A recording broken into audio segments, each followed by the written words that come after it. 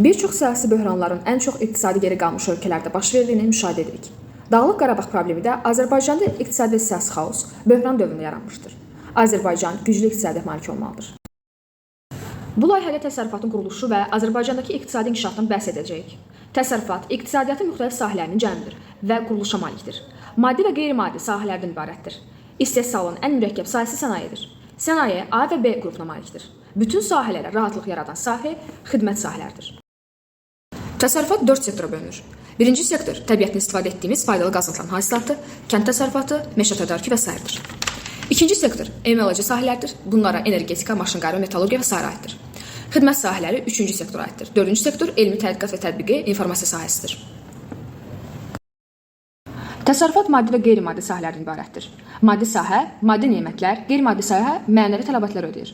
Sənaye, kənd təsərrüfatı, tikinti və tədarük maddi, səhiyyə, təhsil, nəqliyyat və s. qeyri-maddi sahələrdir. Sənaye istehsalı mürəkkəb sahəsidir. Hasilat və emal-edici sahələrə ağır A və yüngül B qrupuna bölünür. Energetika, dağ, mədən, maşınqayırma, metallurgiya, kimya, meşə sənayesi A, yüngül və qida isə B qrupuna daxildir. Məhsul istehsal edilməyən, lakin digərlərinə fayda və rahatlıq verən sahə xidmət sahələridir. İnfrastruktur, fərdi, sosial və işgüzar xidmətlər var. Müxtəlif sahələrin qarşılıqlı əlaqəsi olmadan inkişaf qeyri-mümkündür.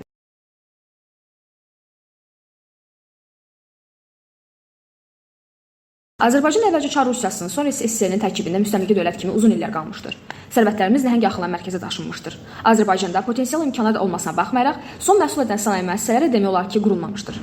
Müəssisələr ya detal, hissə istehsalı, ya da təmir müəssisəsi kimi fəaliyyət göstərmişdir. Heydər Əliyevin böyük siyasi məharəti sayəsində bəzi müəssisələrin tikintisinə nail olunmuşdur. Kondisionerlər, soyuducular, neft avadanlıqları və s. Bakı-Sumqayıt, Mingəçevir-Yevlax, Gəncə-Daşkəsən, Şirvan və Səlyan sənaye qovşaqları var. Azərbaycanda dağ mədən, yanacaq energetika, maşınqayırma, qara və əlvan metallurgiya, kimya, yüngül və qida sənaye müəssisələri var. Kənd təsərrüfatında dənli və texniki bitkilər və s. yetişdirilir. Çoxsahəli meyvəçilik və tərəvəzçilik üzrə ixtisaslaşıb. Maldarlıq, qoyunçuluq, quşçuluq, balıqçılıq təsərrüfatı var. Kənd təsərrüfatının inkişafı kifayət deyil. Azərbaycan təbii ehtiyatlarla, xüsusilə neftlə zəngin olması, əlverişli iqtisadi coğrafi mövqe, xarici investisiyaların axınına imkan yaratdı. 1994-cü il sentyabr 20-sində əsrin müqaviləsinin bağlanması ilə dünyaya inteqrasiya oldu. Azərbaycan təsərrüfat modelində sənayenin payı çoxdur. Bu da neft sənayesinin, yəni birinci sektorun payına düşür.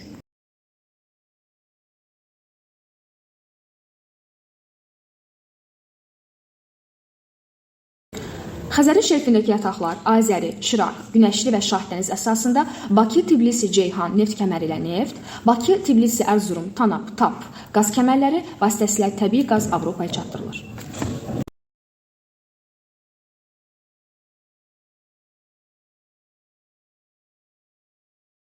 Xəzərin sərvətlərindən külək və bioloji resurslarından da istifadə olunur.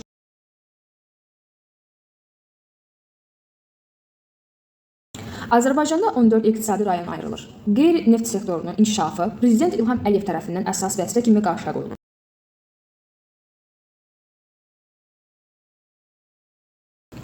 Azərbaycan filiz və qeyri-filiz yataqları ilə də zəngindir.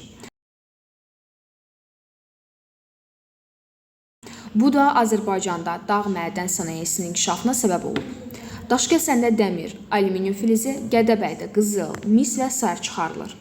İqtisadi inkişaf 21-ci əsrdə həm də ekoloji böhranlara yol açmışdır. Məsələn, 1 ton polad istehsalı zamanı 150 ton çirkli su, 60-65 min kubmetr qaz, 3 ton bərk tullantı ətrafa yayılır. Odur ki, ətraf mühitə az ziyan verən, lakin gəlirli sahələrə üstünlük verilməlidir.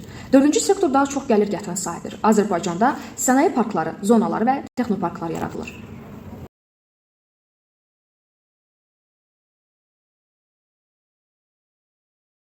Metallar təhlükəlilik və toksik dərəcəsinə görə siniflərə bölünür. Civə, qurğuşun, sink və s. yüksək təhlükəlidir. Şəki-Zaqatala iqtisadi rayonu ərazisində polimetal yataqların istismarına başlanılıb. Filizçay yatağında sink, qızıl, gümüş, mis, qurğuşun və s. var. İstehsal əhəmiyyətini araşdıraq.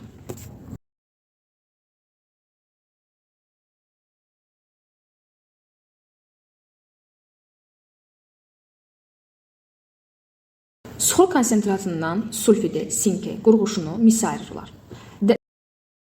Dəmiraparan və Türyan çayının enerji potensialı Balakən-Yevlax dəmir yolunun mövcudluğu sənaye qovşağının yaranmasına səbəb ola bilər. Əldə olunmuş metallardan hansı sahələrdə istifadə etmək olar? Sink korroziya əleyhinə olduğundan metalları sinkləyirlər. Latun istehsalında, akkumulyator batareyaların istehsalında, elektrik kabelin ötürülməsində, rezin boya istehsalında, tibbdə, qurğuşunun 60%-nin akkumulyator batareyaların istehsalında, xrustal istehsalında və s. istifadə olunur. Şəkil-Zaqatala sənaye qovşağında adları çəkdiyimiz sahələri inkişaf etdirmək mümkündür. Rəqabəti davamlı avtomobil, təyyarə və digər emal edici sahələrin ixtisaslaşmasına nə mane olur? Çünki bu sahələrin istehsalında istifadə olunan resurslar var.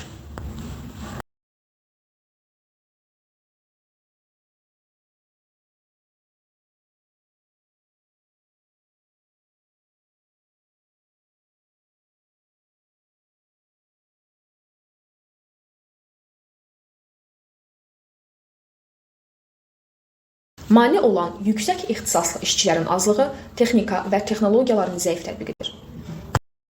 Biz bu sahələrə investisiya qoyuluşunun artırılmasına və ixtisaslı kadrların yetişdirilməsinə nail olmalıyıq.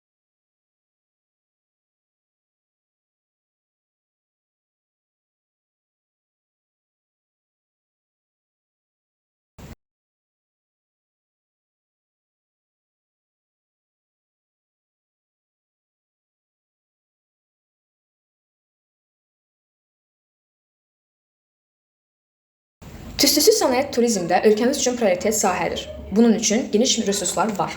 Baha olmayan otellər çox olmalı, turistlərin vaxtlarını daha maraqlı keçirə bilmələri üçün əyləncə məkanları, maraqlı suvenirlərin satıldığı dükanlar, muzeylər, yüksək keyfiyyətli yollar olmalıdır.